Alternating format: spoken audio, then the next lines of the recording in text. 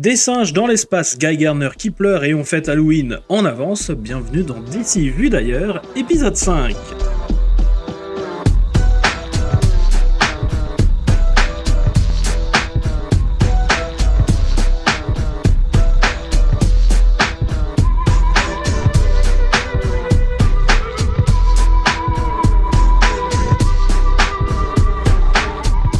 Et oui, on fête un petit peu Halloween en avance puisqu'on va avoir un petit numéro anthologique Halloween avec nous, mine de rien.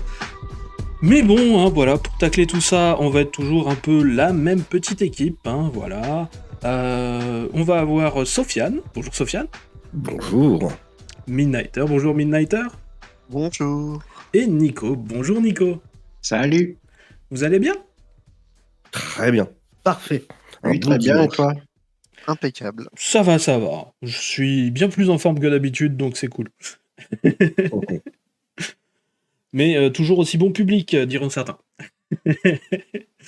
Et non, mais c'est vrai, je suis sans doute celui qui est le plus bon public. On risque encore pas de dire ça de moi aujourd'hui, par contre. Oh là, tu te mets dans des cases de suite. C'est toi qui as mis le plus de plus sur une seule ligne, je te signale. Sur un des c'est vrai, mais ça le méritait. Ah ben oui, mais donc Oui. tu vois, tu es capable aussi d'aller aussi dans un Bien sûr. excellent bon public. Donc voilà, donc on va lancer ce numéro qui va voir donc tout simplement ce qui est sorti, ce qui est sorti ce 3 octobre en comics chez DC. Voilà. Et puis on va commencer avec un petit numéro, on va commencer avec du classico. On va commencer avec de la chauve-souris. Voilà, on va commencer avec le numéro 138 de Batman. Et puis, figure-toi que Nico, c'est toi qui résume. Oui, on commence direct par ce qui fâche, donc je vais déjà commencer directement par me plaindre avant même de faire le petit résumé, puisque Vas-y. la semaine passée, on a eu droit à un spécial de Red Hood, mais qui chronologiquement se déroulait bien avant les événements qu'on a eu dans le Batman 138, puisque Red Hood était kidnappé par Batman. Mhm. Ou alors c'est moi qui ai oublié des détails, c'est possible parce que franchement c'est nul. Donc dans ce numéro 138, Batman a kidnappé Jason et décide de le sauver, je mets des gros guillemets à sauver, en lui ajoutant un petit quelque chose à sa personnalité pour l'empêcher de tuer des gens. Et de son côté, Nightwing tente d'arrêter Batman parce qu'il a compris que Batman est en train de vriller. Oui. Donc mon avis, c'est toujours aussi mauvais du côté de la caractérisation de Batman, de la part de Zdarsky, qui transforme vraiment Batman en quelqu'un d'antipathique et assez binaire. Tout est noir ou blanc, il n'y a pas d'entre-deux. Ah, tout à fait. Il y a toujours ce côté que je déteste de ce Batman vraiment trop dark. Par contre, il y a le reste, ça allait, je trouvais. Il y a beaucoup d'action, et comme Jiménez est quand même doué au dessin, ça passe bien. Et je trouvais que cette fois-ci, les autres membres de la Bat Family étaient un peu mieux écrits. Mhm. Donc voilà, c'est un peu mieux que d'habitude. Franchement... Mais ça reste toujours franchement bas. Ouais, tu m'enlèves les mots de la bouche, parce que pareil, ouais, c'est le fait des autres membres de la Bat Family, ouais, qui a fait que j'ai quand même réussi à apprécier un tant soit peu ce numéro. Ah, et aussi un autre truc, j'ai enfin compris pourquoi Vandal Savage était là, et c'était un peu plus intéressant. Mais voilà, quoi, tu viens lire un titre Batman, et ton personnage principal est écrit de façon antipathique depuis je sais pas combien de temps. C'est pas ouf. Alors, je vais intervenir sur ça. Vas-y. Je m'attendais pas à être le défenseur. Je pense que je suis peut-être celui qui l'a un petit peu êtes-vous le plus apprécié, même si, voilà, je trouve que ça vole toujours pas haut. Qui êtes-vous et qu'avez-vous fait de Midnighter ? C'est ça surtout la question. C'est ça. En fait, Demandez-le nous. ça, pour moi, ce numéro Alors, la Gotham War, pour moi, reste toujours un truc totalement inintéressant, de A à Z.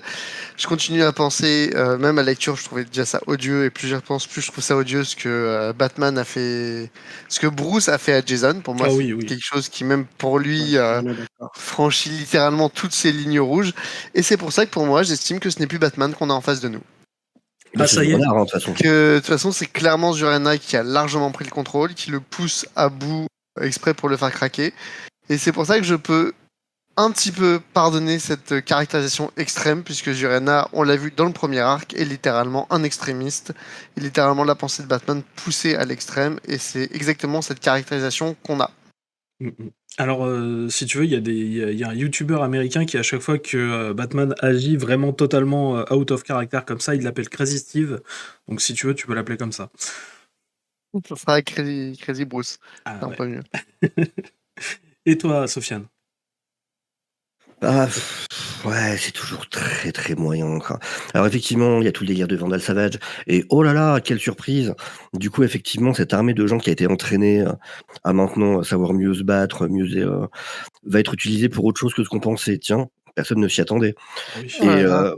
Nightwing, enfin, moi vraiment, un de ceux qui m'énerve le plus, c'est Nightwing. Du coup, ok, il y a le côté, il se rend compte que Bruce n'est pas lui-même, tout ça, mais en même temps, il est convaincu que Catwoman a raison dans son délire. Et ça, c'est tellement pas Dick Grayson, c'est tellement pas lui, c'est juste pas possible.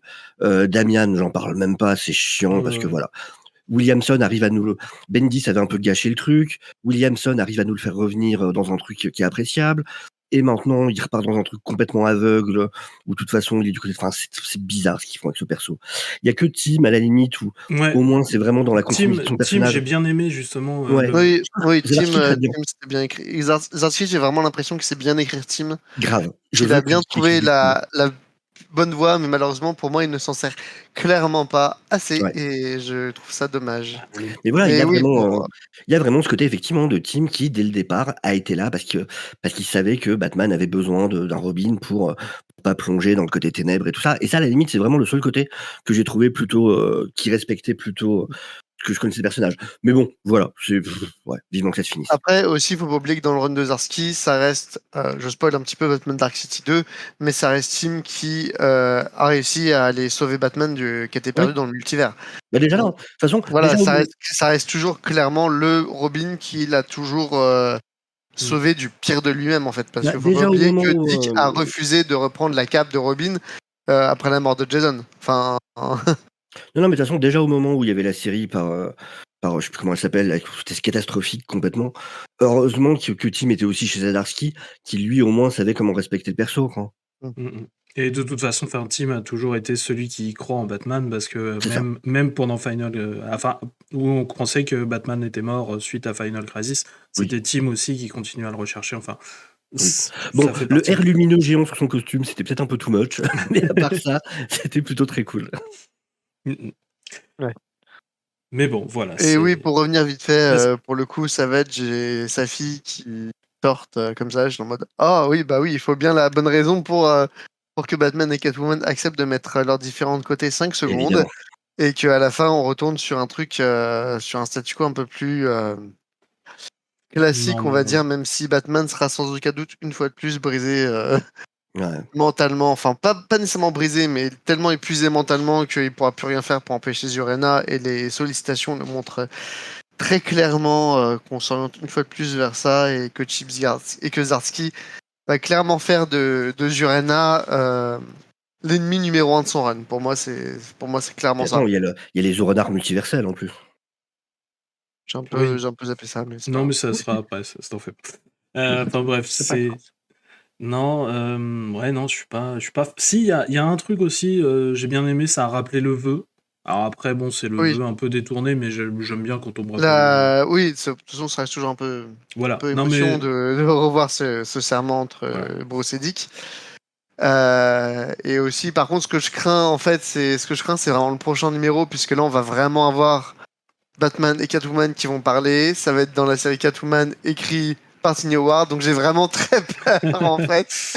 J'ai vraiment très peur parce que Zdarsky, dans le tome 2 de Dark City, a réussi à vraiment me faire, essayer de vraiment faire comprendre qu'il avait le bon angle pour Batcat, en fait. Mhm. Donc voilà, avec ce Bruce qui, au fond, l'aime malgré tout, quoi. Enfin, Ah, bien sûr, voilà, ça, il y a pas de doute. voilà, de toute façon, les deux, ça reste les deux, le couple presque maudit d'ici, où ce sera toujours oui mais non, en fait, ou non mais oui, en fait. Et aussi un dernier truc, je suis assez triste que Scandal Savage, donc la fille de Vandal, soit du côté de Vandal, parce que jusqu'ici, elle a toujours été contre. Oui, c'est vrai que elle et son papounet, ça n'a jamais été le grand amour fou. Et je suis aussi contre le fait de l'appeler Scandale d'ailleurs. Oui, mais ça Ça, faut c'est s'adresser à Gail malheureusement Simone à qui Gail Simone, a ouais. créé le personnage, il me semble. Ah, mais tu vas pas te plaindre auprès d'un ours si ça se fait pas. C'est ça. Non, non, non, non, je n'oserais pas aller. Elle est trop dangereuse pour ça. Très Mais bien, bon, très elle est bien. très sympathique, Gail Simone aussi. Nous allons passer donc à un numéro qui va être le 15e numéro de Poison Ivy. Et ce sera toi, Midnighter, qui nous en parle. Donc, Poison Ivy, on continue le petit arc qui avait commencé au numéro précédent qui se termine plus ou moins ici, où Ivy a été enfermée dans un bâtiment où il se passe des choses assez étranges qui sont plus ou moins liées à la CV, à ses pouvoirs. Et on retrouve aussi Killer Croc qui se retrouve dedans, on sait pas trop comment, un peu par hasard.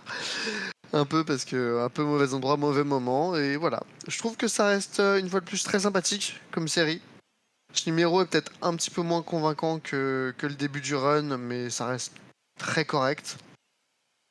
Les dessins de Takara, pour moi, sont vraiment le point extrêmement fort.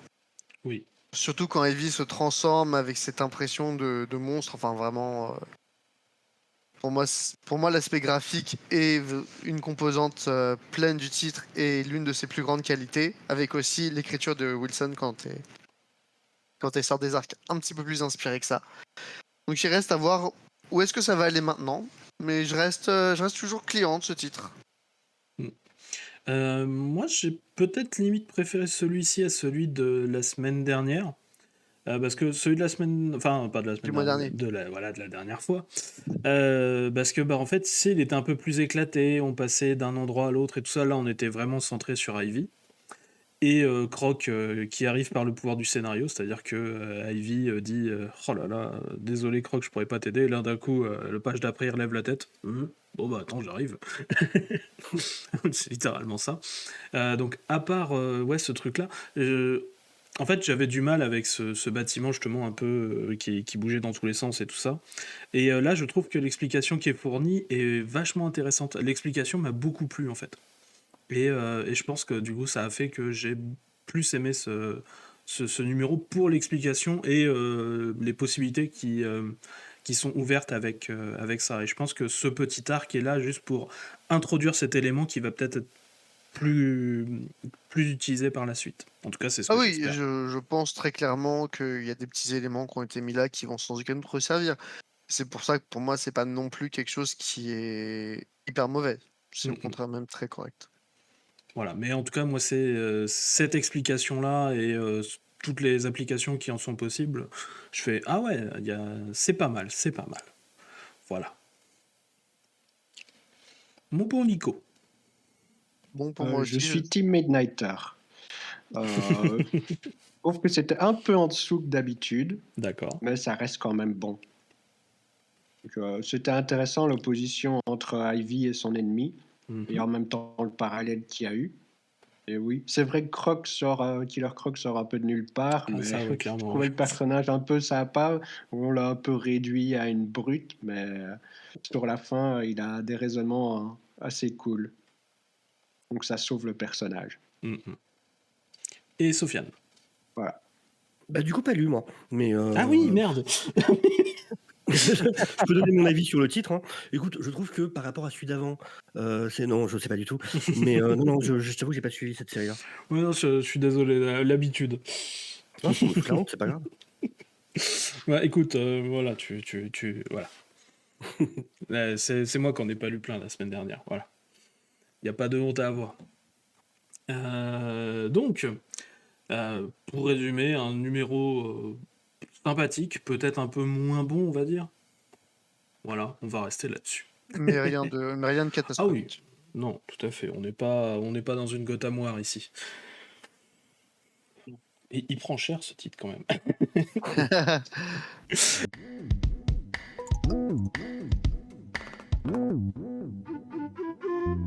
Donc, passons à un titre qui, s'il me semble, on apprécie plus. Et ce coup-ci, je sais que je peux compter sur toi, Sofiane.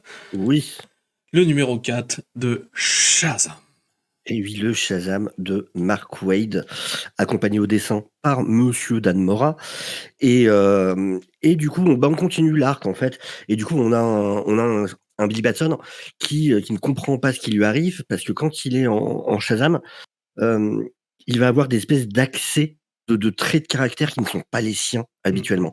Et alors, on va avoir plusieurs choses. On va avoir des moments où il va se montrer exécrable avec les gens parce que beaucoup trop d'ego, beaucoup trop sûr de lui. On a un moment où il va prendre beaucoup trop de risques et ainsi de suite. Et donc, il sait pas ce qui lui arrive. Et donc, il a même peur d'utiliser du coup de se transformer en Shazam, ce qui va être poussé à faire dans le numéro d'avant parce que voilà, on va l'y forcer parce on va découvrir qu'en fait, ce sont les dieux.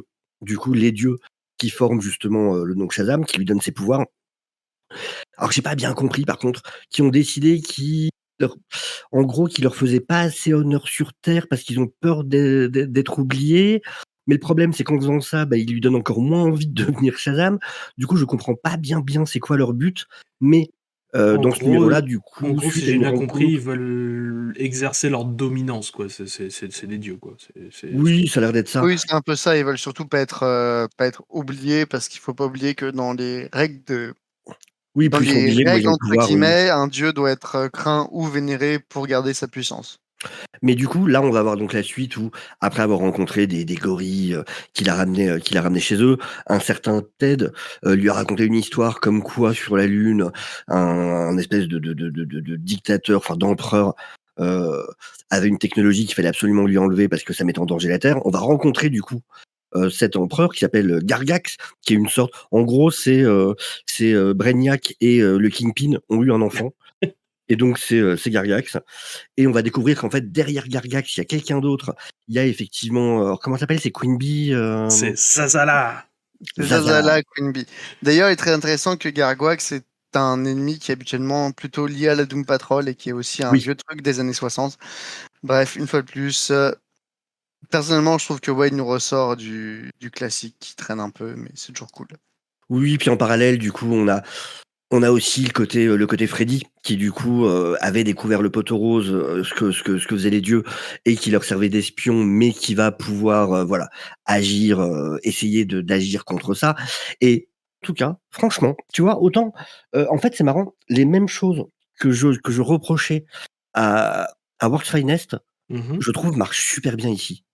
Pour le coup, ce type d'écriture, la façon dont Mark Waid le traite, c'est parfait pour Shazam. C'est ce que je veux Euh, d'un titre Shazam. De Oui. quoi? oui, oui, non, mais c'est vrai que oui, mais peut-être un côté plus feel good que t'apprécies pas nécessairement dans World Finest, c'est ça? Ou plus léger. Puis sur le type d'histoire aussi, sur ce côté un peu barré sur les scénarios, enfin, je trouve que ça colle mieux pour le coup sur du Shazam. Les dessins de Dan Mora sont évidemment magnifiques, très clairement. Dan C'est Mora est un gros plus au titre, Oui, définitivement. ça colle tellement bien à Shazam. Puis voilà, j'adore. Enfin, on a un T-Rex avec un haut de forme. Qu'est-ce que tu veux que je te dise? Qui est bloqué sur Terre à cause d'une paperasse administrative mal remplie. Et ça, juste ça, c'est incroyable. Puis ça fait suite à ce qui s'était passé Oui, dans la toujours, première issue en plus. toujours. Mais vraiment non, mais même les gorilles et tout, ils ont trop la classe. Les gorilles en Oui, tenue de cosmonaute, franchement, ils défoncent. Non, non, vraiment, j'adore le titre. j'ai hésité à dire la planète des singes dans les 3 mots au début. Oui, mais oui. Ah, ça Mais, aurait pu matcher, en effet. mais non, non, franchement, c'est vraiment. Enfin, ouais, je prends vraiment du plaisir. Je trouve, c'est marrant, vraiment, encore une fois, ouais, là où tu vois, j'avais pas autant accroché que beaucoup de monde sur World's Finest. Là, bordel, oui, Mark Waid, ça fonctionne de ouf, quoi. Je trouve vraiment, ouais, il est fait pour un titre comme ça, quoi. Et ça marche très, très bien, pour le coup. Et vous, quel est votre avis? Bah, un peu pareil que toi. Moi, j'aime vraiment ce petit Shazam. Je trouve que c'est vraiment fun, toujours léger. Enfin, il y a il y a des tas de directions possibles à prendre avec le personnage, mais là, on retourne vraiment à quelque chose qui est presque fondamental à lui. Ça n'oublie à aucun moment que ça reste un ado. Et la scène où il fait sa déclaration à Queen, à Il veut Queen pas que ce soit Bee, son moi, je premier suis baiser? désolé, où c'est Wade où c'est Shazam pardon qui est contrôlé par Zeus. J'ai toujours aussi trouvé ça drôle parce que c'est tellement un truc que Zeus dans la mythologie grecque fait. Enfin, Zeus voit une mortelle ou un mortel. Et voilà, enfin, c'est exactement ça. Et heureusement que Wade a peut-être pas poussé jusque-là, jusqu'au bout le truc, sinon ça aurait peut-être pas été aussi bien perçu. Oui. Mais ça D'ailleurs, reste c'est un moment. vraiment très cool. Ouais, je te Non. coupe. C'est d'ailleurs un moment très drôle, c'est surtout qu'avant, il se moquait de la gueule d'Atlas comme quoi il est trop crédule et Zeus, dès qu'il Oui. voit une femme, il craque tout de suite, quoi. En gros, c'est chacun de vous, du coup, il y a Salomon, il y a eu le défaut à cause de son ego, Mmh. Atlas, il y a eu, le non, c'était Hercule, où il y a eu le défaut à cause de son, reckless, enfin de son côté où il fait pas Oui, attention, mais c'est un machin. pour un, oui. Et du coup, Zeus qui arrive et en fait, au bout de 2 secondes, il il tombe sur le truc qui évidemment va faire ressortir son plus gros défaut, c'est-à-dire qu'il ne sait pas garder sa toge en place. Bah oui, forcément, c'est très drôle. C'est clair que ça marche bien. Après, pour Salomon, je pense qu'il va plutôt. Oui. Je sens une mini trahison du côté des dieux parce que ça reste le seul mortel parmi eux. Et Zeus, tu fais bien savoir. Bon, on le voit déjà de toute façon, Nico. hein, ça arrive déjà, hein. Et De toute façon, oui, de c'est toute oui, façon, c'est pour moi, il y a clairement ça qui vient aussi. Donc ça reste un arc sympathique. Et je pense que la lecture en français me plaira beaucoup quand Urban le publiera l'année prochaine. Ouais. oui. Bah, moi, c'est mon petit bonbon. Moi, ça fait 4 numéros que je retrouve mon super-héros préféré, en fait, Mmh. de tous les temps. D'accord. C'est-à-dire que oui, moi, je suis un énorme fan de Captain Marvel, période Fawcett, moi, en fait. C'est mon chouchou, en fait. Mmh. Et donc, ouais, non, vous imaginez pas le nombre de références à des trucs de l'âge d'or qui sont Ouais. dedans. Donc, je vais pas m'amuser à toutes les lister parce que voilà, mais c'est Ne serait-ce qu'avoir Phony, ça fait trop plaisir, quoi. ouais, non, franchement. Et puis c'est drôle, c'est bien fait. Les personnages sont bien là. Même du coup les nouveaux membres donc de la famille Shazam qui avaient été intégrés par Geoff Jones commencent un petit peu à être un peu mieux utilisés. Mmh. Ah bah merci, parce que moi je veux bien qu'on mette des personnages, mais faites-leur faire des trucs. Ouais. C'est vrai que ça fait Bon, depuis Geoff Jones, ouais, avec ce run qui s'était fini trop tôt, qu'on n'avait pas eu vraiment un bon run Shazam, quoi. Oui, c'est vrai que Jones, on a vraiment eu que son premier arc au final, alors que Qui faisait plein de trucs hyper intéressants en plus, mais oui, ah non, mais c'est le concept des 7 royaumes ouais, était c'était vraiment de classe. mon côté, était vraiment quelque chose que j'ai beaucoup apprécié. Je trouvais qu'il y avait beaucoup de potentiel, donc pour moi, c'était vraiment Il une en a vu série un qu'un. peu ruinée, quoi. Bah, on a eu un aperçu des autres Oui. et son dernier numéro qu'il a écrit, on sent bien, comme il raconte des petites aventures à l'arrache, que c'est limite des trucs qu'il aurait pu caser en fait. Complètement. oui, c'est ça. Donc voilà. Mais ça fait du bien Mais du coup ce run, ouais. Mais voilà, Ouais. ouais, non, franchement, moi, je suis juste hyper heureux. Mmh. Et je veux que ça dure le plus longtemps possible, tout simplement. Voilà. Donc, on va passer à la suite, hein, mine de rien, pour résumer un numéro qu'on a tous bien aimé. Ouais. Nico, tu veux peut-être rajouter quelque chose? Moi, c'était l'issue de la semaine pour moi. Ah! Carrément. Bah écoute, moi aussi, Ouais. mais moi, c'est parce que c'était pour des raisons Parce que t'es pas objectif. C'est des raisons de doudou.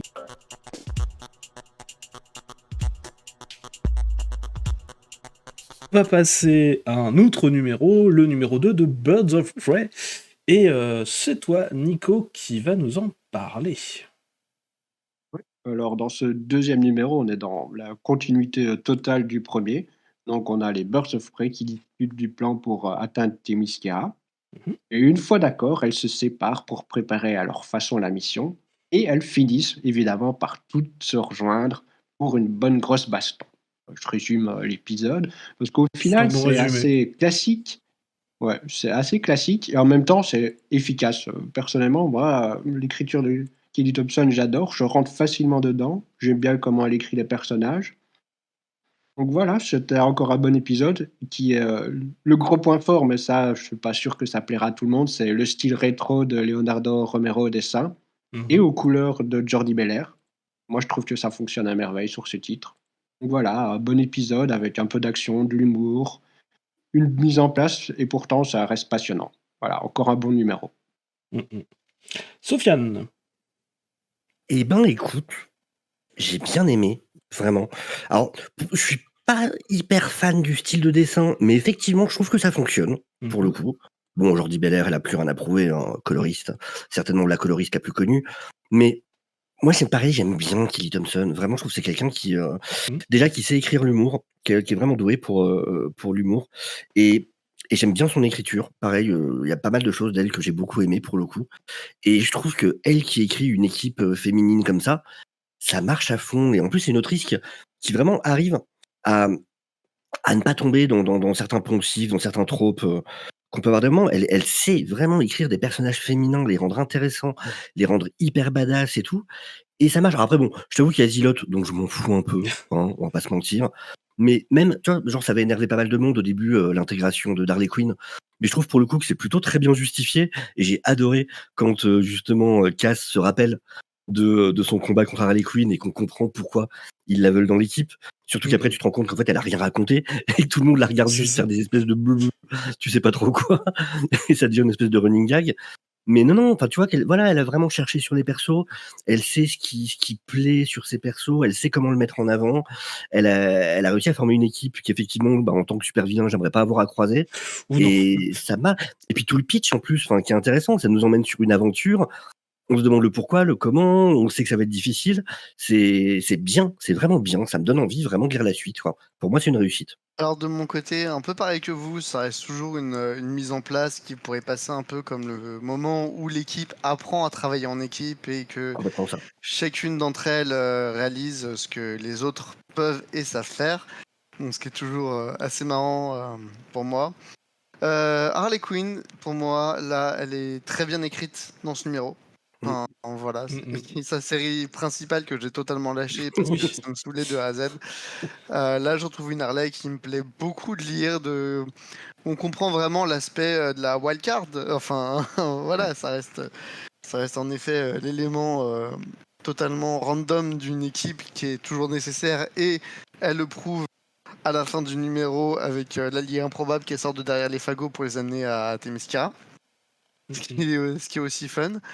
Non, voilà, bien aimé les dessins. Les dessins, je suis aussi très séduit par ce style un peu rétro, mais sans plus. Enfin, et ces personnages féminins qui sont aussi vraiment bien dessinés. Enfin, faut vraiment le souligner qu'elles sont toutes belles, mais à aucun moment sursexualisées, notamment avec Barda lorsqu'elle a sa tenue plus ancienne, plus traditionnelle du Fourth World. Ou pareil, ça, enfin, c'est quelque chose auquel beaucoup, je pense, de dessinateurs masculins auraient pu faire des choses un peu bizarres, mais là, sur le coup, je trouve que ça marche impeccablement en Bah, fait. disons qu'elle est très Kirby en fait, Oui, dans la façon exactement. dont elle est dessinée. Donc du coup, Kirby pour le coup a jamais été trop sur la sexualisation Non. pour le coup. C'est pour ça que ça marche particulièrement bien avec Big Barda. Ah Tu as ben, complètement raison, j'y pensais. C'est qu'il y a un côté très Kirby, effectivement, dans la manière dont elle est dessinée. Donc voilà. voilà. Non, moi le seul truc qui m'a un peu déçu, c'est qu'en fait, bah moi mes personnages principaux c'est Cass et Big Barda, elles ont pas beaucoup interagi dans ce numéro. Et quand c'est ça, le seul truc en fait qui t'a un peu déçu dans le numéro, c'est que le numéro il était bon. C'est que ça va. Voilà. C'est vrai que j'ai adoré la rencontre dans le premier numéro, du coup, entre Big Barda et Cass. Ah ouais, En mais mode, déjà, t'es encore réveillé après mon coup, j'ai beaucoup de respect pour toi. En plus, t'as réussi à éviter sa pleine force, j'ai encore plus de respect pour toi. c'est ça. Et puis en plus, du coup, moi je retrouve une casse qui parle pratiquement pas, qui est ma casse préférée en fait. C'est comme ça que je l'ai Oui. connue Ah quand oui. elle parlait pas. Ça fait plaisir, ça. Voilà, il y a des titres qui la font parler beaucoup et je trouve ça Ouais. toujours très dommageable.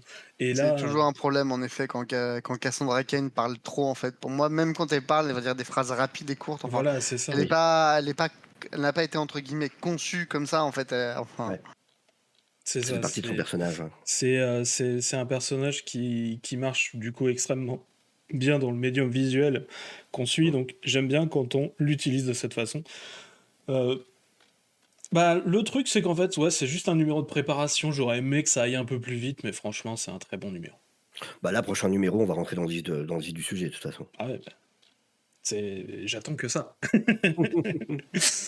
Voilà, c'est littéralement ça. C'est qu'en fait, du coup, c'était un peu de genre de ah, ça s'arrête là. Ah, je voudrais peut-être que ça continue un peu plus. Voilà. Mais vraiment, Kelly Thompson, moi je trouve que c'est vraiment une autrice. Ah, Elle a pas eu de clairement. chance, hein, parce qu'elle a beaucoup de titres qui ont été annulés assez tôt, à part son Captain Marvel, mais Ouais. ça lui est arrivé plusieurs fois. Alors que bordel, elle est douée, quoi. Son West Coast Avengers, Ah, je suis c'était d'accord. génial. Son Deadpool était très très bon. Le Deadpool Roi des Monstres, enfin, elle Oui, fait du oui. très bon boulot, cette autrice. Je suis tout à fait d'accord. Et en plus, c'est une fan de Good Omen, et rien que pour ça, je l'adore encore plus. Très bien. Tant qu'on est dans les séries de la concurrence, Mr. and Mrs. X aussi, c'était vachement bien. Ouais. Ah, lui, celui-là pour le coup. Bah, en fait, tout son truc Rogue et Gambit et après qui devient Mr. and Mrs. X, c'est aussi très très bon. Ah, Voilà. cool, faut que je me le ferai alors. Donc voilà, on a un peu dévié, on a parlé de la concurrence, mais bon, c'est comme ça, c'est pas grave. On va se rattraper. Mais vu que Kelly Thompson a principalement travaillé pour Marvel, c'est normal qu'on Exactement. en parle un petit peu. Quand on aime les comics, on aime les comics.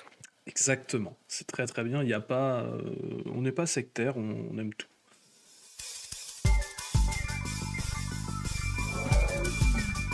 On va quand même aller se faire pardonner en allant parler de Peacemaker Tries Hard numéro 6, et c'est Midnighter qui va nous en parler.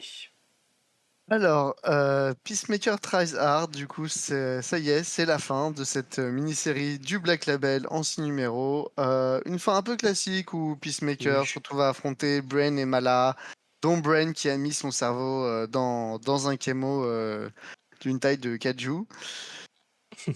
Alors, que retenir? J'ai personnellement beaucoup apprécié cette série. Enfin, moi, c'est vraiment une série où, si on m'avait dit 3 mois avant, lorsqu'elle a été annoncée, qu'on m'avait dit tu vas voir, tu vas adorer une série Peacemaker. Je regarde, je fais ouais, enfin, faut pas pousser quoi.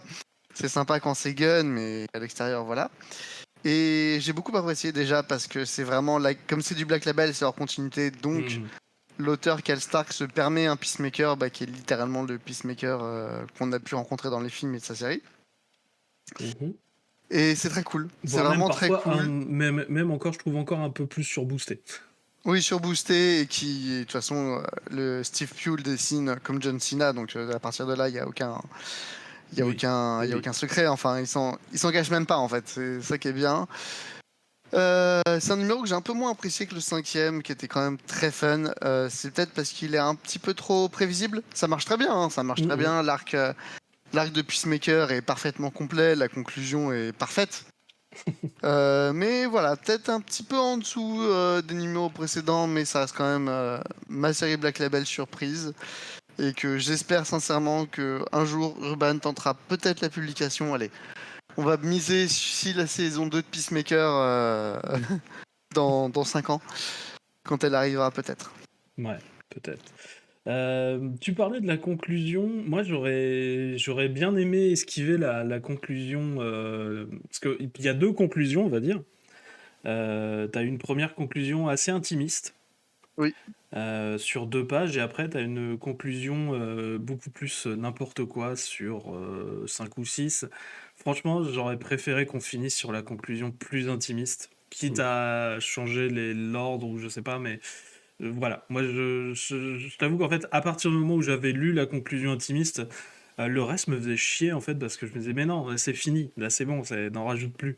Je pense que les dernières pages, c'est limite plus une sorte de scène post-générique, enfin où tout le monde est là avec une scène où on fait son anniversaire pour montrer qu'il est peut-être pas si seul que ça, même si. Ouais, c'est le gag de fin. Ça reste un peu l'enfant spécial de la famille, on va dire. Voilà.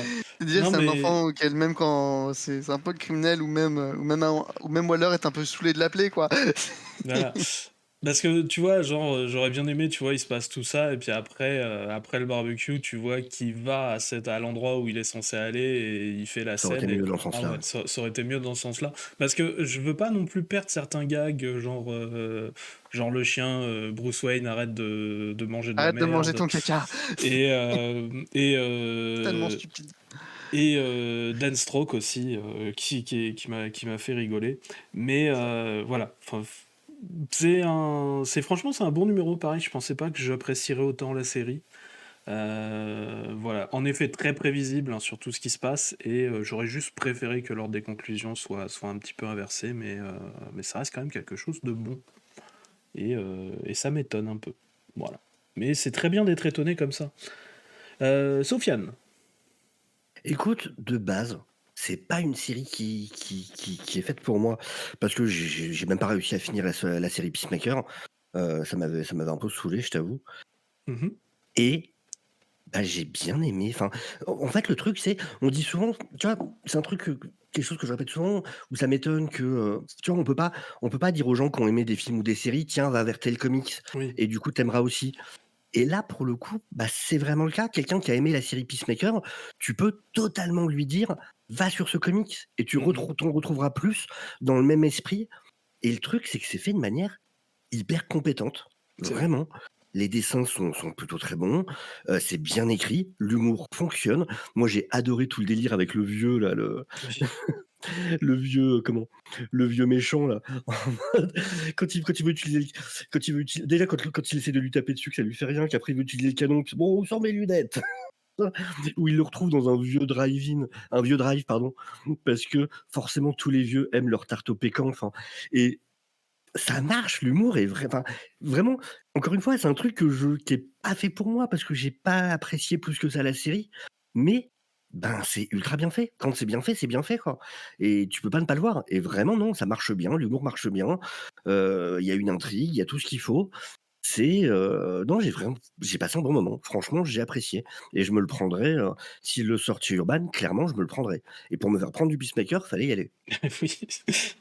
Non, non, mais c'est vraiment c'est une bonne petite surprise et je pense qu'on est, ben, on est un peu tous surpris, mais content de vous en parler, mine de rien. Voilà. Ah ouais, j'aurais pas cru que j'en dirais du bien, tu vois? Franchement, comme quoi des fois. Surpris mais en bien, et c'est cool. C'est Bah, cool tant d'avoir mieux. des séries comme ça qui arrivent à nous prendre un peu de travers. Oui, c'est ça. Clairement. C'est aussi un peu pour ça que je voulais lancer un peu cette initiative, c'est justement parce qu'il y a des trucs vers lesquels on n'irait pas forcément et qui Mmh. peuvent être bien. Je veux dire, on est obligé de se farcir Gotham War, certes, Faut bien qu'on ait mais, des récompenses à côté quand même. mais voilà, on peut aussi découvrir Non, c'est Peacemaker pas Tries grave. Hard. On a des On bons a trucs, on a plein de beaux trucs à côté. on a mérité, bordel.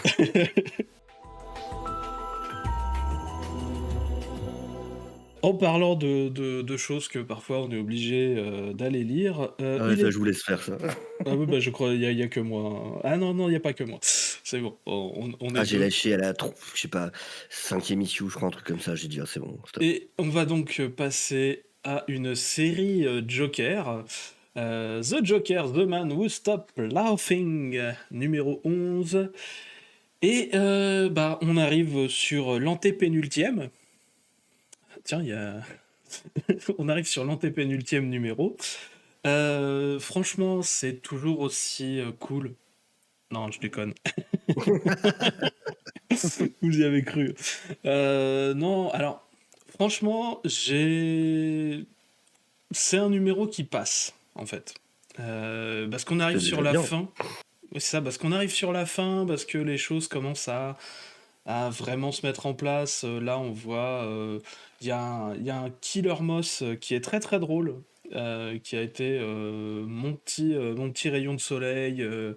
J'ai revu le personnage de Manhunter que j'aime beaucoup.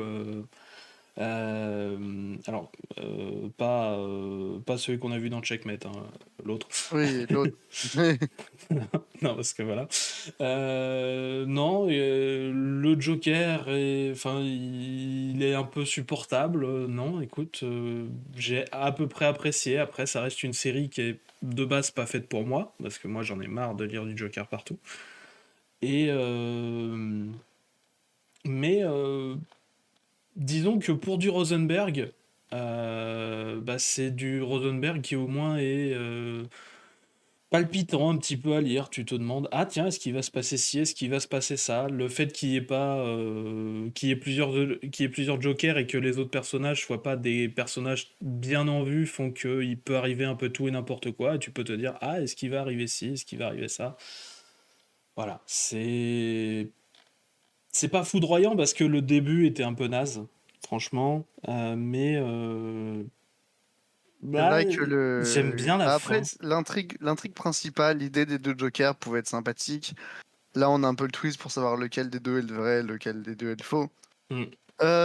Ouais, non, mais je te rejoins assez. C'est assez sympathique, ça se laisse lire, mais c'est vraiment du sans plus. Enfin, quand le dernier numéro sortira, on aura tous le comics, on sera en mode bon, bah voilà, c'était sympa. Et on rangera ça aux côtés des autres trucs de Rosenberg qui sont sympathiques, mais sans plus.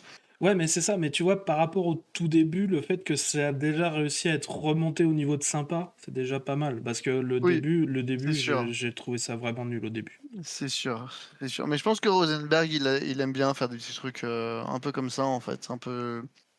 Mm. À un moment je pense que Rosenberg, il commence de plus en plus à connaître la ligne entre le nanar et le navet. Ouais, Et il s'amuse un peu à jongler sur ça. Enfin, Task Force Z, c'était entièrement nanardesque et c'était tout à absolument fait, génial. tout à fait. Là, par contre, j'ai plus l'impression avec le Joker qu'il a un petit peu plus retourné du côté un petit peu plus navet, même si les mini-histoires qu'il nous mettait avec le Joker étaient totalement fabuleuses D'ailleurs, et on n'a pas improbables. de mini-histoire dans ce numéro. Non, pas dans celle-ci, malheureusement. Mais comme on suit Ça manquait. vraiment les deux Jokers, du coup, Mm. est-ce qu'on avait besoin? Non, parce que même il y a une construction en parallèle entre les deux Jokers qui préparent leur combat final entre deux, qui est plutôt bonne, donc voilà.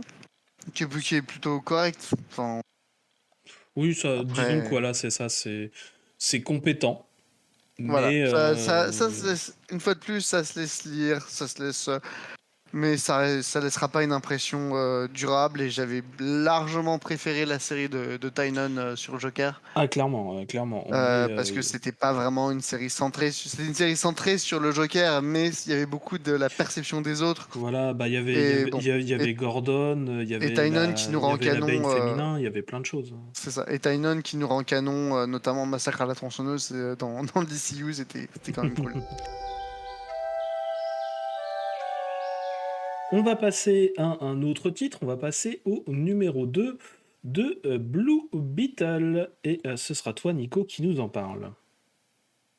Yes, donc dans Blue Beetle numéro 2, on a Blood Scarab, qui est le nom du Red Beetle, qui s'attaque aux Beetles verts et jaunes. Oui, je sais, ça fait très Power Rangers. Tout Alors, est très on Power a... Rangers, de toute façon. Oui, Mais c'est exactement. très assumé pour Rangers. Hein. Oui, oui, Ah complètement. oui, Ouais. Donc, d'un côté, on a Jaime Reyes qui s'en veut pour ce qui est arrivé à Ted Cord.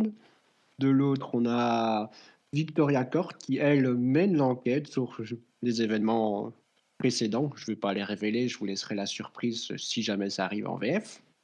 Donc, Josh Trurillo, le scénariste, fait avancer assez lentement son scénario, je trouve. Il préfère se focaliser sur ses personnages. Donc, comme je le disais, on a Jaime qui a un peu de mal avec la situation.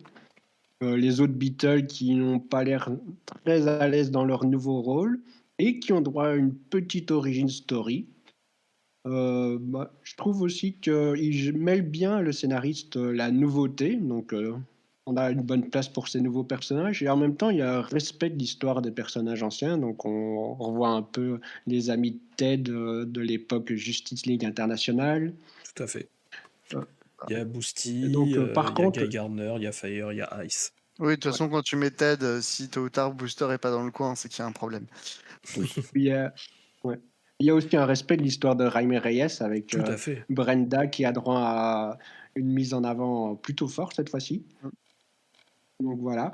Par contre, les dessins, comme je dis, c'est souvent une question de goût. Et perso, j'ai un peu de mal, je sais pas pourquoi, sur celui-ci, avec le style très inspiré du manga de Gutiérrez. Ah non, Ah, je trouve te que rejoins les- tout à fait sur ça. Moi, personnellement, les dessins, c'est le point sur lequel j'ai plus de mal. C'est pas le script, parce que le script, je trouve vraiment ça fun.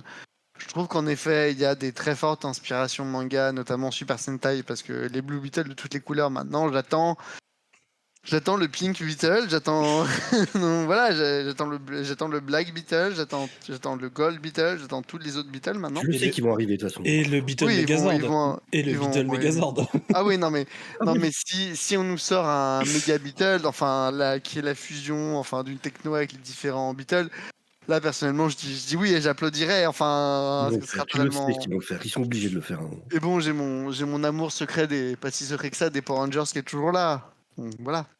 Mm, mm. Mais vraiment, les dessins, c'était vraiment pas ma tasse de thé sur ce numéro. Ah, ça, ouais, en vraiment. fait, les dessins passent bien quand c'est optimiste, mais ici, on était dans une ambiance un peu plus Plus dark, dure et ouais. ça passe un peu moins bien. Après, je trouve quand même qu'il y a un côté assez positif, c'est qu'on se débarrasse entre guillemets de Ted Cord un petit peu. Donc, même si ça retire un petit peu un enjeu, ça va être intéressant de voir Raimé vraiment tout seul en fait. Parce que depuis Rebirth, Oui. depuis sa série Rebirth, il est très rarement tout seul, enfin sans Ted pas loin en fait. C'est vrai, c'est Et vrai. là, oui, parce que avant Rebirth c'était compliqué parce que Ted Cord était encore mort suite à Infinite Crisis. Mais suite au reboot New 52 et tout le reste, il est revenu, il a été, ça a été annulé. Et oui, c'est vrai que depuis, pour moi, Raimé a été beaucoup accompagné.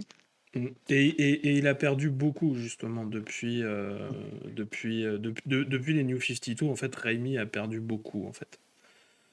Non, mais de toute façon, depuis New 52, quasiment tout le monde a perdu beaucoup. Oui, mais ce que je veux dire, c'est que c'est un personnage qui avait réussi à avoir une vraie série solo qui n'a pas réussi à marcher commercialement, mais qui était saluée critiquement, quoi. C'était une vraie bonne série, à un point que du coup, pour la faire perdurer, ils l'ont fait devenir une série backup dans la série Booster Gold. Et depuis, en fait, on tourne. Les New 52 avaient dit bon, bah d'accord, comme on peut pas refaire exactement la même chose, on va changer les origines, on va changer des trucs. Là, on avait dit c'était technologique, non, vas-y, ça redevient magique, on fait revenir Dr. Fate. Enfin, ça a été vraiment un gros bordel et retrouver une série stable sur le personnage où on garde les personnages, par exemple comme Brenda en fait, qui étaient des persos forts en fait de sa première série. Et en même temps, c'est pas non plus juste du fanservice qu'elle soit là. Tu sens bien aussi que ça va servir de moyen de pression à un moment par rapport à la sœur de Ted, qui apparemment a l'air d'être une contrôle freak à mort parce qu'elle, c'est un nouveau personnage. Oui, elle est apparue dans la série Blue Beetle Graduation Day. Et je pense très probablement que c'était pour le coup peut-être une petite demande pour qu'elle soit Par rapport dans au la film, série oui, suite au film. clairement. Mais je trouve quand même ça intéressant que c'est durant ces 2 dernières années que Ted Cord, enfin sa famille entre guillemets, a eu plus de développement que tout ce qu'il a eu depuis sa création, puisque avant Ted Cord c'est limite bon bah je suis Ted Cord le Blue Beetle, multimilliardaire, ok, tu as une famille, des amis, tu as non, ok, on sait pas. Et aussi, alors j'adore l'annonce du personnage qui est censé revenir, voilà, parce que j'adore son papounet et je l'adore elle, et voilà. J'espère que vous allez l'apprécier. Et j'espère qu'elle va être bien écrite.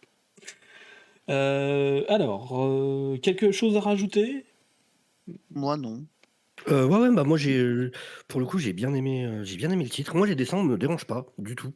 Et effectivement j'ai bien aimé le côté ouais on a ce retour des personnages LGLI évidemment parce que Cord ouais, est dans un sale état.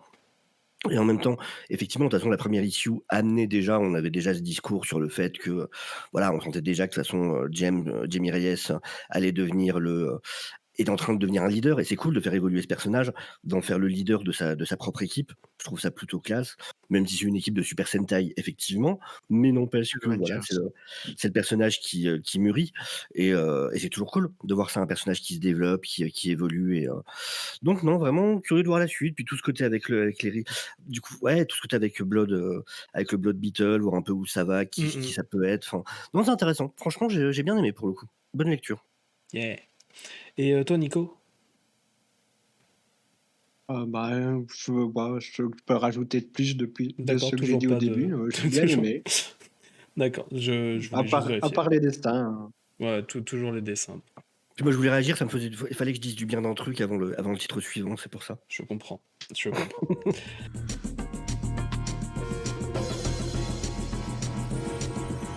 Alors, justement, on va passer au titre suivant. Donc, on va passer au numéro 2 de Fire and Ice, Welcome to Smallville. Parce que non, ils avaient toujours pas de titre plus court. Et c'est toi, Midnighter, qui nous en parle. C'est ça, donc c'est la suite directe du second numéro où les deux héroïnes font plus ou moins leur vie, essaient de faire plus ou moins leur vie tranquille à Smallville. Fire qui essaie de percer sur les réseaux sociaux et découvre que c'est pas facile, hein. Oui. Pendant que Ice découvre d'autres façons d'être héroïque. Je vais aller assez vite en disant que c'est clairement pas une mini-série qui m'est destinée. Je pense que c'est vraiment une série chill en fait. C'est vraiment une série chill, tranquille, où il se passe pas grand chose. Et je m'attends pas à ce qu'il se passe grand chose d'ici la fin de l'histoire. Voilà. En bouche bug, j'ai vu en bouche bug, j'étais toujours content, donc voilà. Et le duo qui a toujours qui semble se disputer un petit peu pour une fois, ça reste. Non, franchement, je trouve que ça reste sympathique à voir. Mais ça reste vraiment pas. Mais je pense que ça sera pas ma tasse de thé au final en fait. Ok, alors je vais y aller là. Avant de. Oui. Voilà. Non, mais c'est parce qu'en fait, du coup, t'as dit quelque chose, Midnighter, sur lequel je voulais rebondir. Et en fait, tu penses que la série, elle est pas pour toi. Moi, je pense que la série, elle est pour moi. Ouais. à cause des personnages et tout ça, en fait. T'es bien, du coup. J'aime assez, en fait. Après, franchement. j'attendais d'être surpris, en fait. C'est-à-dire que Ah oui, l'idée ça c'est de clair fin que que. Fire a est très intéressante. Et bon, moi, dès qu'on sort des personnages qui sont des Z-list, qui sont des Z-listers, qui sont le fond, qui sont le dernier fond du dernier tonneau, enfin, Ben voilà, c'est ça. Moi, en fait, sortir ce genre de personnage, c'est ma cam, en fait. Genre, moi, j'ai un. Enfin, Ambushbug fait partie de mes 10 personnages d'essai préférés. J'adore James Fire. Gunn sort de ce corps. Voilà. James Euh, Gunn, t'as raison. Je tiens à J'adore. signaler que dans Suicide Squad Infinite, à l'instant même où Ambushbug rejoint la série a triplé sa qualité, en fait. Clairement, clairement. Non, je trouve. Enfin, c'est chill et en effet, il se passe pas grand chose. En fait, l'intrigue du côté de Ice m'emmerde un petit peu. Parce que bah, ce genre de truc, je l'ai déjà lu.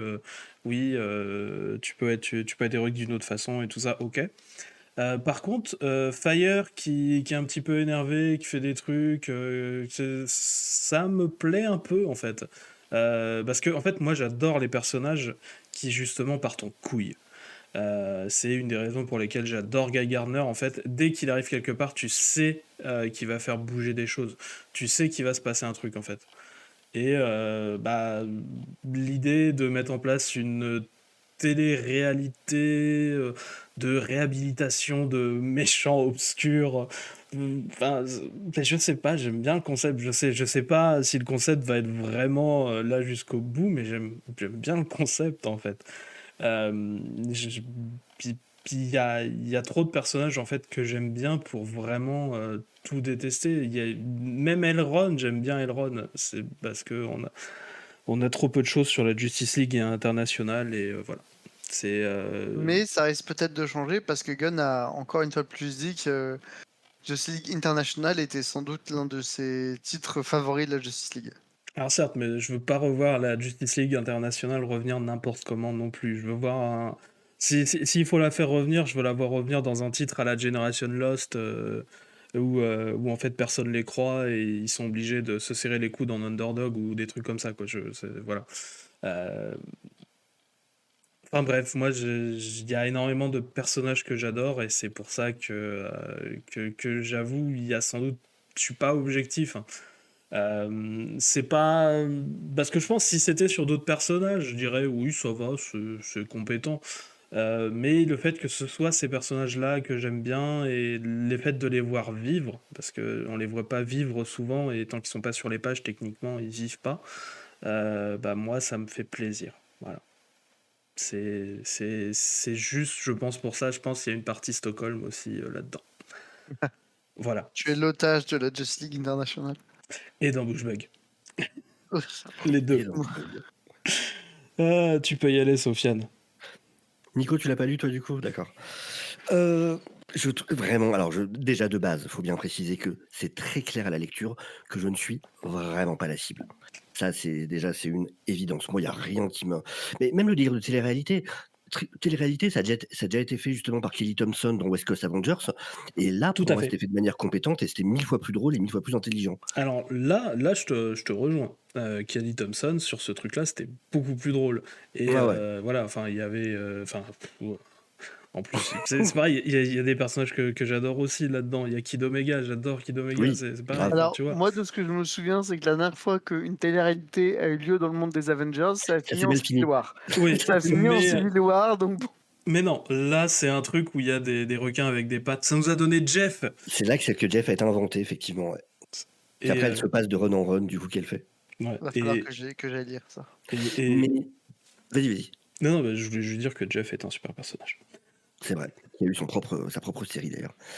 Et, et vraiment, enfin, moi, il n'y a rien qui est pour moi. Fire, je la trouve absolument détestable, mais vraiment détestable. Je m'en fous d'elle et vraiment, elle m'en supporte. Le problème, c'est ça, c'est que même s'il y a des personnages que je pourrais trouver intéressants, tout dépend de comment ils sont traités. Et là, vraiment, moi, il n'y a rien qui me plaît. Puis dans toutes les thématiques, je sens vraiment que c'est pas fait pour moi, quoi. Enfin, le délire du barman qui fait du porn et ainsi de suite. Enfin, je suis Non, là en il mode, fait, mais il fait, qu'est-ce que il- je suis en il- il train de- fait pas du porn, le barman. De l'inspirational porn. Ouais, mais Excuse-moi. non, c'est que du coup, il fait des posts où justement il montre que Des malgré son posts handicap, il arrive à d'inspiration. faire son truc et du coup, il appelle ça de l'inspirational porn. Mais il fait pas du porn, il fait rien de porn. D'accord. Puis en plus, c'est très bizarre que son visage, vraiment, je suis pas fan de l'art non plus. Et genre, le visage de ce mec-là, là, du bar, pareil, tu mets juste des cheveux longs, en fait, il fait ses personnages féminins, masculins, exactement comme ses personnages féminins. Il y a aucune différence. Tu regardes, il est le même ricil autour des yeux, les mêmes traits, les mêmes machins. Donc, je trouve vraiment que c'est pas top niveau dessin. Ça, Euh, ouais. et, Ça, ouais. et puis, bah voilà, on en parlait en off. Moi, il y a carrément un moment, effectivement, qui m'a choqué dans le truc. Et je suis pas facilement choquable. Mais du coup, on a le personnage de Tam qui, en fait, faut savoir que Fire and Ice ont racheté, en fait, un coiffeur, un salon de coiffure dans Smallville. Tout à Euh, fait. et du coup, elles vivent pas chez Ma, ce qui était prévu à la base. Et en fait, elles ont leur propre endroit. Et donc, il y a Tam qui bossait déjà avant dans ce salon de coiffure et qui est revenu pour leur demander de continuer à y bosser, quoi. Et il y a un moment, du coup, Ice est en train de discuter avec la rouquine qui s'avère être la sœur du barman. Mhm. Et juste la rouquine qui lui dit, qui dit à Ice, je vais t'emmener chez des bouquinistes, machin, t'as une tête à adorer ça. Elle dit, oui, trop bien. Puis puis je vais aussi t'emmener faire le tour des antiquaires. Mais arrête, sors de ma tête, t'es en train de lire dans mon esprit, machin. Et Fire, qui se penche vers Tam, qui lui dit, mais c'est qui? Qu'est-ce qui se passe? Et Tam qui lui répond, est-ce que tu me demandes à moi, avec le moi écrit en gras, ce que les femmes blanches sont en train de préparer? Et ça sort tellement de nulle part. Et ça veut dire quoi? Enfin, j'ai vraiment du mal avec cette case. Moi, ça veut dire quoi? C'est-à-dire parce qu'elle parle bouquin, elle comprend pas, parce qu'elle parle d'antiquaire, parce que je ne comprends pas. Je ne vois pas ce que ça vient foutre là. Et premier truc que je me suis dit, c'est, bon, ça se trouve, c'est une autrice afro-américaine elle-même, auquel cas, j'ai absolument rien à redire ou quoi que ce soit. Et j'ai été vérifié, et non, elle est blanche comme un cul, hein. Et du coup, je me dis, mais enfin, what the fuck, en fait, je comprends pas ce qu'elle a essayé de faire là. Puis, surtout qu'en plus, c'est pas que, enfin, y a rien, c'est pas un thème du bouquin, il y a rien là-dessus, il y a rien machin. C'est cette case-là où il y a ce truc-là, et j'ai pas compris, quoi. Vraiment. Alors, c'est peut-être moi, hein. Peut-être, je pense pas que ce soit fait à mauvais escient ou quoi que ce soit, mais je la trouve hyper bizarre, cette case, et ça m'étonne que ça en ait pas plus parlé, parce que vraiment, le point où ça sort de nulle part, et où vraiment, enfin, ça donne juste l'impression que, ça y est, elle parle de bouquin, donc l'autre, elle comprend pas, quoi. Tu fais, mais what Mais the fuck, en fait? comme on en avait parlé, moi, je pense que c'est juste une référence culturelle qu'on n'a pas euh, aux États-Unis et pas par rapport à. Ouais, je comprends. Moi, comme je te disais, j'ai vraiment l'impression que c'est vraiment ce côté white savior que tu vois ressortir des fois chez des gens et qui croient, tu vois, tu sais, c'est un peu ce qui s'était passé. Alors, c'est différent parce que pour le coup, c'était quelqu'un qui était concerné, mais c'est un peu ce qui s'est passé avec le Miles Morales. What if Miles Morales Mhm. était tort. T'as un peu ce côté de, t'as l'impression de parler comme il faudrait faire parler ces gens-là, mais c'est hyper malvenu en fait. Non, c'est pas ça. Enfin, pourquoi? C'est très bizarre. Juste retiens-toi en fait. T'es pas la bonne personne pour essayer de faire ce genre de choses. Et là, vraiment, moi, j'ai cette impression-là, quoi. Enfin, ça peut être mal pris, quoi. C'est vraiment, je trouve ça bizarre. Après, voilà. Vraiment, je lui colle pas d'intention ni quoi que ce soit, hein. C'est pas le but. Je lui fais pas un procès d'intention. Loin de là, loin de là. C'est juste que cette case, je trouve que pour le coup, elle est hyper maladroite. Vraiment maladroite. Pour que moi, ça me choque, c'était quand même qu'il fallait y aller, quoi. Ouais, mais je pense vraiment ça doit être une référence aux États-Unis qu'on n'a pas. Et pour le coup, je pense pas qu'on aura de VF, donc difficile, ça va être compliqué de. Parce que en VF, Ouais, des fois, tu sais, il peut y avoir un équivalent qui est trouvé, où là, ça pourrait éclairer, mais là, je pense qu'on n'aura pas de VF, donc c'est ça. Puis je te dis, ça va encore être une fois, hein, compliqué. si ça avait été écrit par une afro-américaine, voilà, je me dirais juste, effectivement, je suis passé à côté. Mais là, c'est le fait que ce soit écrit par quelqu'un qui n'a rien à voir là-dedans. Je me dis, enfin, qu'est-ce que tu fais, en fait? Là, tu t'es un peu enflammé, là, tu t'es senti en confiance, t'as été un peu trop loin, je pense, à un moment. T'as tenté le dérapage et t'es sorti de route, en fait. Mais bon. Après, voilà, encore une fois, je fais pas de procès d'intention, hein. Je pense pas que ce soit. Mais juste, ouais, non, je la trouve hyper maladroite, cette case, vraiment, quoi. Hmm. Pas de souci. De toute Après, façon, il n'y voilà, a pas de. le numéro, c'est pas fait pour moi. Donc, si ça se vend et que ça plaît à des gens, c'est cool. C'est très bien que ça existe. C'est toujours pareil. Tout n'a pas à être fait pour moi. Je suis clairement pas la cible à la base. C'est évident après 2 numéros. Maintenant, si ça a trouvé son lectorat et s'il y a des gens qui sont contents de le retrouver, c'est super cool. Tant mieux. Oui, et Directement. même si ça fonctionne pas, ça reste une mini-série en 6 numéros. Oui, Oui, en c'est Donc plus. pas c'est un pas truc. donc même pour DC Comics, c'est pas une immense Voilà, prise de risque. Et pour ceux qui aiment, on sait qu'à la fin, on aura une histoire complète. exactement. Voilà. Et c'est le plus important. Puis moi, Exactement. je vous avoue, enfin, c'est vraiment plus retrouver les persos que. Oui, on a bien compris, Voilà. ouais. Et en bouche-bug, n'est-ce pas? Il fait partie des persos. Je vois pas ce que j'ai dit de mal. D'ailleurs, en parlant de retrouver des persos, je vais tenter une acrobatie en matière de transition. Est-ce que ça vous dit de retrouver un petit peu vos souvenirs un petit peu d'enfance quand vous regardiez peut-être Batman, la série animée? Puisqu'on va partir de Batman The Adventures Continue Season 3, numéro 8. Et là, non, pour le coup, ils avaient vraiment pas de titre plus long. Donc, à la base, tout ça, c'est un titre qui sort en numérique, à la base, et qui, donc, quand on a le nombre de pages voulu, on le sort en physique. C'est la suite de Batman, la série animée. Voilà. Donc, du coup, là, il s'est passé la cour des hiboux. La cour des hiboux s'est fait un peu démanteler récemment. Et en gros, là, on suit donc une alliance entre Batman et Robin. Normal, enfin Robin, donc Tim Drake, hein, parce qu'on est dans la fin de Batman, la série Oui. animée, hein, donc voilà. Donc par exemple, on va avoir aussi Catwoman, donc c'est Catwoman peau bleue, hein. Et Talia al Ghul, en fait, qui s'allie et qui en fait essaye de retrouver en fait les vilains qui se sont fait arrêter. Parce qu'en fait, Catwoman s'est fait choper par des gens et a été retenue en fait prisonnière pendant un sacré moment en fait sous terre. Et justement, elle part avec Batman et Robin et Talia qui vient aussi pour en fait essayer de voir ce qui se passe là-dessous. Donc forcément, vous en doutez, il y a du Ra's al Ghul. Voilà. Oui, oui. Donc son plan c'était un peu d'enfermer tous les vilains de Gotham pour en gros faire baisser la criminalité et faire en sorte que Batman se trouve qui tu vois un peu inutile et donc qu'il accepte pour une fois de prendre la relève de Raz. Voilà. Et puis il y a la cour des hiboux qui l'aide. Voilà, c'est ça le numéro. Et il y a Talia et Catwoman aussi qui arrêtent pas de s'envoyer des fions parce que voilà, non, moi je serais mieux pour lui, non, ce serait moi, non, ce serait. Ah, Voilà. si c'est mal fait, alors je n'ai pas eu la série, mais si c'est mal fait, c'est un petit peu horrible. Parce qu'on a eu un Ouais. mini-arc où Tom King faisait ça très bien. Pour le coup, où les deux s'affrontaient au sabre, justement, et j'avais vraiment trouvé ça très, très réussi. Sur la différence entre les deux, qui était pas en mode non, mais moi je. Bah là en fait là si tu veux les personnages marchent dans un égout Oui. et ils discutent. Ah, Donc il y a pas de combat au sabre hein, ni de trucs comme oui, ça. c'est sûr. Et il y a Batman et Robin à côté. Non, c'est malheureusement pas terrible. Le début, en fait, de toutes ces séries, avant qu'on arrive à la saison 3, tout ça, c'était un peu plus subtil. Là, je trouve qu'on a vraiment commencé à perdre la subtilité du truc. Et voilà, c'est peut-être laisser reposer ou. Enfin, voilà, peut-être attendre un petit peu avant de recontinuer encore là-dedans. Essayer de. Mais bon, au bout d'un moment, il faudrait peut-être laisser Paul Dini écrire autre chose s'il a envie d'écrire autre chose chez DC. Ah, mais c'est même pas Paul Dini en plus. Bah, c'est pas lui qui est crédité sur le. Alors, Il est pas crédité. il est dessus, mais il me semble que c'est plus Burnett hein, Parce qu'il me là-dessus. semble qu'en plus, il avait partagé le fait que le titre sortait aujourd'hui cette semaine sur Twitter. Oui, oui, oui. Mais après, parce que justement, c'était censé être la série finale, donc heureusement, Oui. ils vont attendre un petit peu.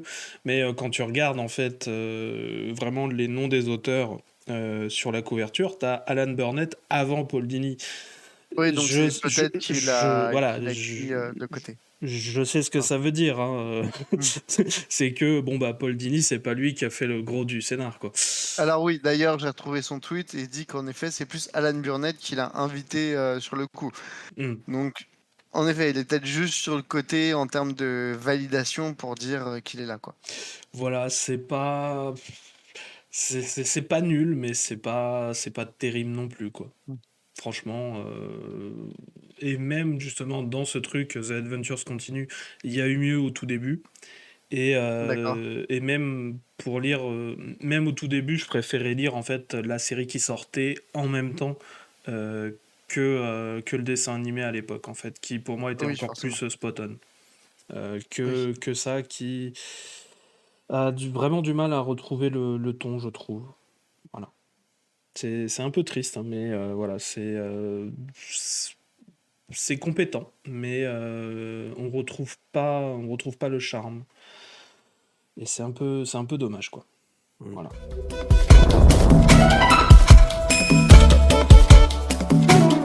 Et donc du coup, en parlant de charme, on va parler, voilà, je vais vous jeter un sort où vous allez me donner des bonbons.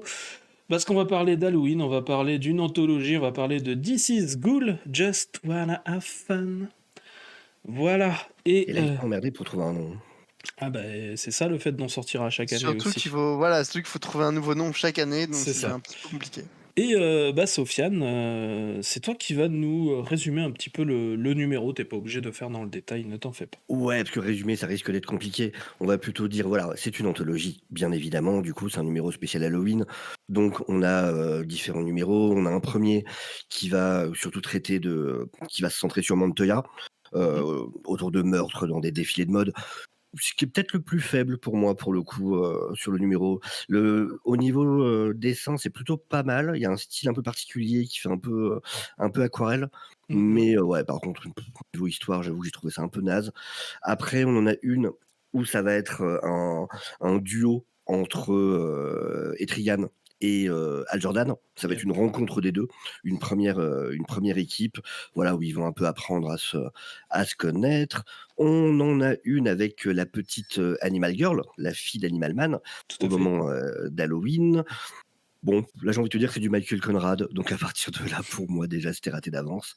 Et Oui. effectivement, c'est vraiment pas très intéressant. Bah, Mais pareil, visuellement c'est pas mal. le problème en fait, c'est que je trouve ça manque vraiment d'une chute en fait. Oui, Ça s'arrête pas, ça reste un peu dans le vague et il y a pas de chute. C'est vraiment là où ça m'a vraiment déplu.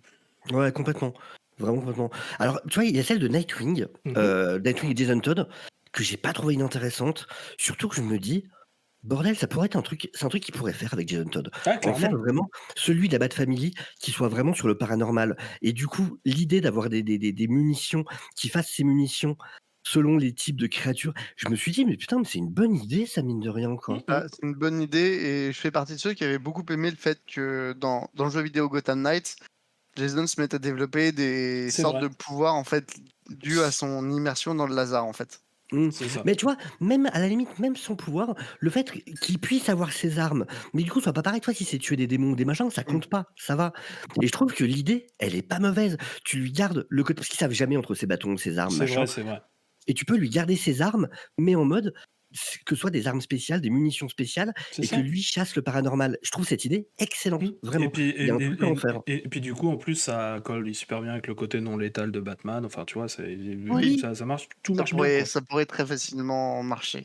C'est ça, et Batman qui aime pas trop la magie, bah, t'aurais un membre de la Bat Family, justement, qui serait vraiment celui qu'on appelle dans les cas-là, donc ça lui donnerait vraiment un rôle particulier au sein de la Bat Family. Enfin, vraiment, j'aime bien cette idée, je trouve que c'est suis malin d'accord. comme truc. Pour le coup, chapeau. On a une histoire de Superman qui est pas ultra intéressante. C'est pas inintéressant, parce que je trouve que le dessin a son elle est petit sou- côté ouais, à l'ancienne, qui apporte un truc que j'ai assez aimé pour le coup. Le côté un peu pulp, vraiment, dans le dessin, pour le coup, qui est vraiment pas inintéressant. Après, on a deux histoires qui sont très méta, pour le coup. Oui. On a celle de Robotman, où là, ça tourne autour de tous ceux qui sont morts autour de lui au fil du temps, qui est vraiment pas mal. Pour le coup, moi, j'adore la Doom Patrol en plus. Donc, c'est vrai que ça fait plaisir de voir ça. Et ça respecte un peu. Il y a vraiment ce côté méta, même dans la mise en page. Je trouve qu'il y a un vrai respect de ce qu'est la Doom Patrol en plus dans cette histoire. Et ça, pour le coup, c'est cool. Vraiment, il y a des bonnes idées. Et un respect de leur première fin aussi, enfin, qui est quand même assez. Enfin, ça fait vraiment plaisir, quoi. Ouais, non, vraiment, j'ai trouvé pas mal pour le coup. Et il y a après celle de Lobo, où pareil, il y a un côté très méta. Celle de Lobo, en effet, j'ai beaucoup apprécié. où il Pour, y a entre autres- pour le côté méta, humour, surtout. Enfin, je pense que le scénariste s'est dit, allez, j'en ai rien à faire, je mets tout dedans. C'est ça. Ou c'est juste Lobo qui cherche un costume pour Halloween avec sa fille. Et entre autres, il y a tout le délire de quand sa fille qui lui dit, mais parce qu'à la base, il veut faire exploser sa petite amie quand même. Et c'est Oui. Oui, parce que Parce Lobo que aime. leurs relations De toute façon, sont Lobo pas aime faire cool. chier sa fille, en fait. Voilà. Oui, bah oui. Et du coup, elle lui fait le pari de tiens, mets ce costume-là, mets ce costume d'Aquaman, et si on te prend pour lui, et bah du coup, t'abandonnes, t'arrêtes de vouloir faire ça. Et King Shark le prend pour lui. Mais avant, il y a aussi un petit nod à un autre Ouais, super-héros qui a aussi un nom d'animal et qui est grand et qui est joué par Hugh Jackman. Et ça aussi, ça m'a fait un Et peu si, marrer. allez, le rôle le plus connu de Non, mais ça m'a Ouais, fait un peu marrer parce qu'en y repensant, je me suis dit, bah oui, c'est vrai que c'est le Hugh ça. Jackman du milieu des années 2000 aurait pu jouer Lobo, Mm, mm. en fait. Oui, Oui. oui. Physiquement, il aurait eu la forme. Et du coup, Et il y puis a, t'as une- il y a plein de références. En fait, il arrive en Jean Valjean des Misérables, tout ça. Enfin bref, C'est ça, en c'est Jean très rigolo. Valjean, de Gauthier Schumann, enfin voilà. Oui. Après, t'as une histoire de Man-Bat qui est pas très intéressante pour le coup, qui finit numéro. Ouais, Et puis, Mais après, ça reste toujours le problème des one-shots, c'est de faire en très peu de pages une histoire qui reste vraiment intéressante. c'est des nouvelles, ouais, c'est des petites Mais nouvelles en comics, quoi. voilà, Donc, c'est rarement un succès. Pour moi, c'est rarement un succès. Et c'est pour ça que pour moi, ça reste une fois de plus un one-shot oubliable, en fait, comme tous les one-shots spécial saison. Bon, peut-être que celui de Noël le sera un peu moins, parce qu'en plus, pour Noël, on va avoir une mini-série que j'ai hâte de lire, pour plein de raisons. Mais voilà. Bah, moi, pour le coup, enfin, j'en ai lu beaucoup de ce genre de. Et pour le coup, c'est peut-être c'est une anthologie que je trouve vraiment dans le haut du panier des anthologies de saison. Parce que y a aucune histoire qui a vraiment été nulle, à part peut-être ouais, celle où vraiment sur Animal Girl où il manque vraiment de chute, quoi. Celle sur la question aussi, éventuellement, mais qui était un peu sauvée par son style de dessin, tu vois. Ouais, un petit peu, oui. Mais sinon, toutes les autres, moi, je les ai bien aimées. C'était vraiment sympa. J'étais très, très heureux de revoir Riley Rossmo, par exemple, sur le titre Ah oui, non, de Green mais Lantern. Tout ça, je fais aussi partie des gens qui aiment beaucoup le style de Riley Rossmo et j'ai hâte de le voir dès la semaine prochaine sur Sandman. Ah oui, oui, clairement. Enfin, bref. C'est pas le Sandman de Gaiman, on le répète, le Sandman de l'âge d'or, enfin voilà. Voilà. De toute façon, on va finir de le répéter la semaine prochaine. On va continuer. Voilà. Mais franchement, je trouve, en termes d'anthologie saisonnière, ouais, c'est dans le haut du panier, pour moi. Il y a très peu de déchets, pour le coup, de titres où vraiment je me dis, c'était nul. Là, en fait, sur la plupart, je me dis, ah ouais, c'était sympa. Voilà. Donc, pour moi, c'est plutôt un win parce que j'en ai lu où vraiment t'as juste une ou deux histoires à sauver, quoi. Là, vraiment, je sauve plus de la majorité. Donc, pour moi, c'est une victoire dans mon livre.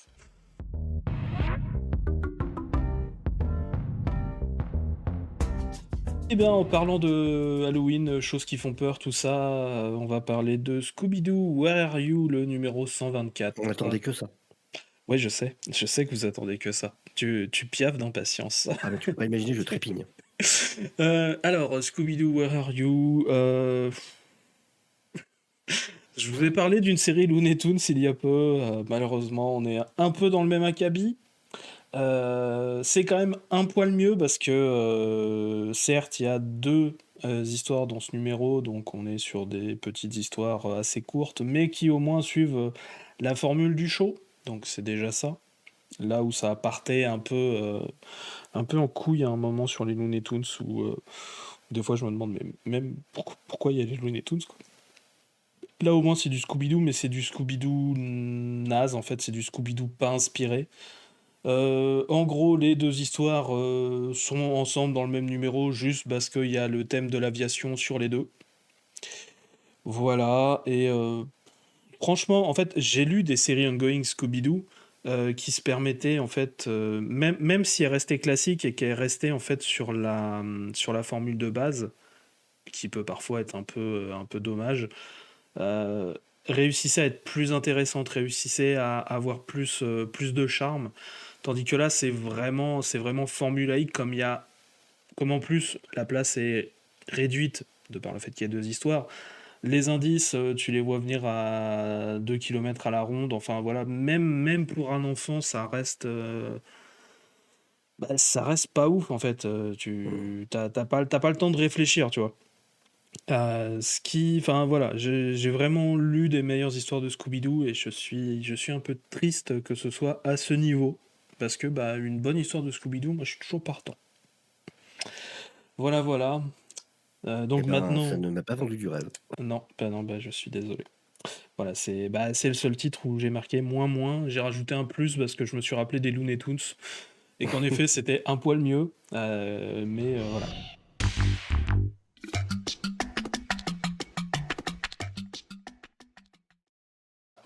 Là, on va parler Du d'autres meilleur. choses. Voilà, sans doute là, tu piaffes vraiment d'impatience. On va parler de Superman versus Oui. Meshi, le numéro 7. Et Sofiane, vas-y, la scène est à toi. Bah écoute, j'ai envie de te dire, voilà, évidemment, on va déjà reconnaître ce qui maintenant est un fait, le fait que Superman versus Messi, c'est un peu l'œuvre du siècle, on va pas se mentir. Ça réinvente ce qu'est le médium de la bande dessinée, totalement. Non, du coup, cette fois, on a un Superman qui se bat contre des paradémons, mais bon, ça, on s'en fout. Le truc, c'est qu'évidemment, il a faim après s'être battu contre des paradémons. Et heureusement, sa cape est prise dans un Regal Hut. Et du coup, il dit, mais oui, des Nagasi Champon, c'est ça que je veux. Et en fait, le grand événement de cette histoire, qui est absolument incroyable, donc il va commander 2 plats, parce que voilà, il va pas se mentir à lui-même, il veut les 2, il peut pas choisir.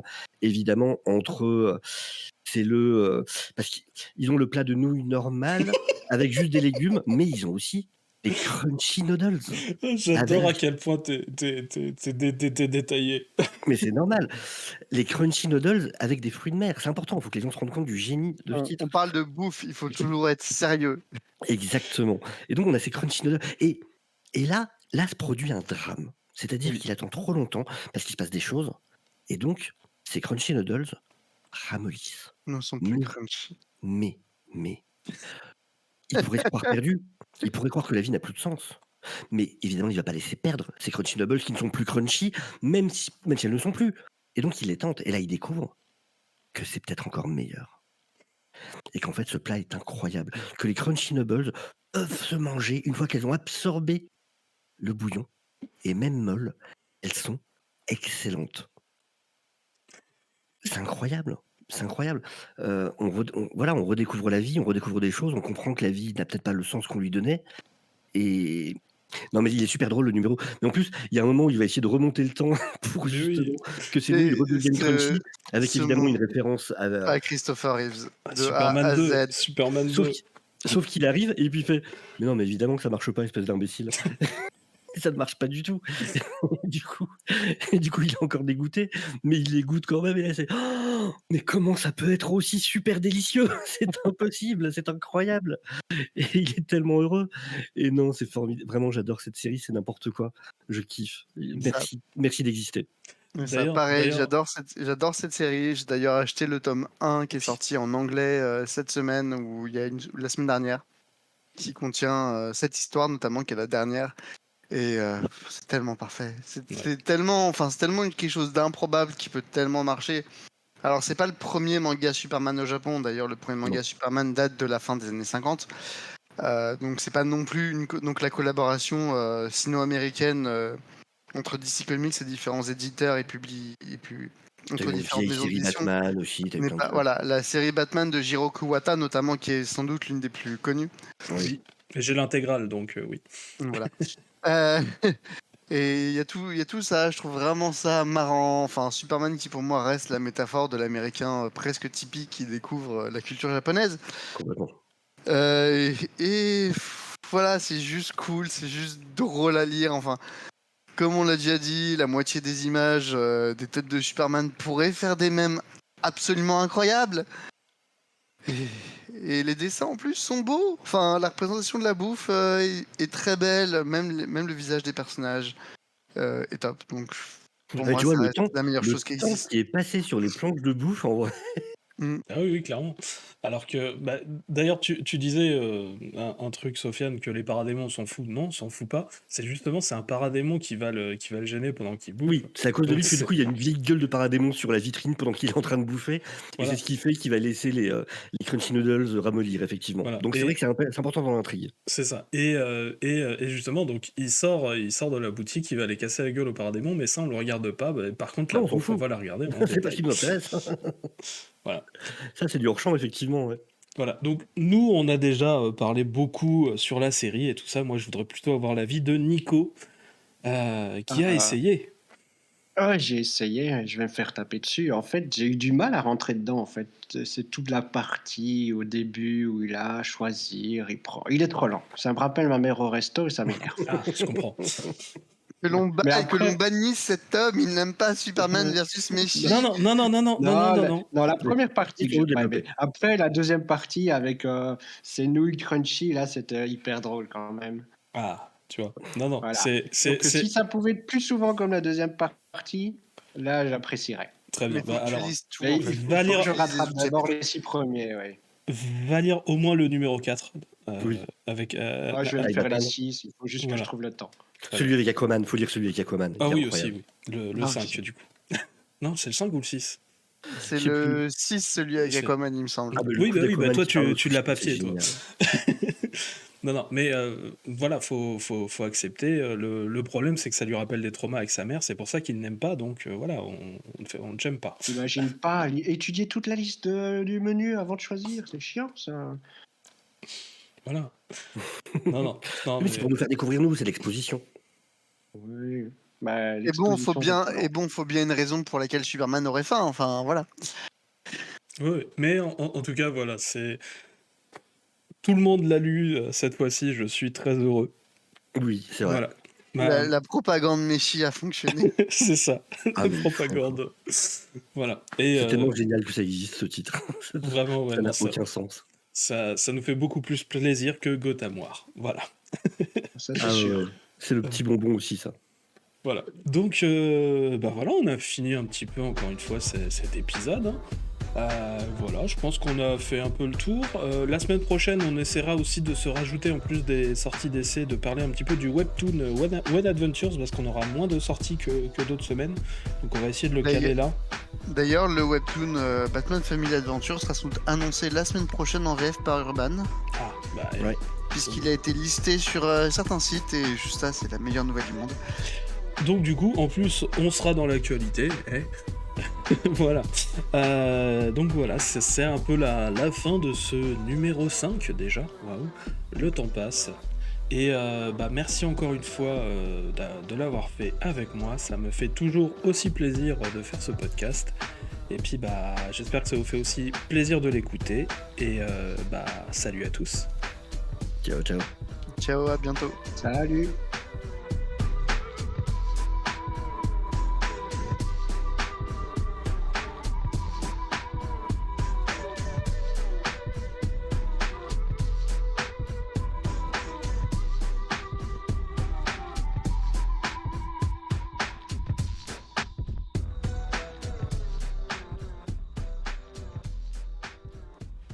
Et voilà, c'est fini. Hop.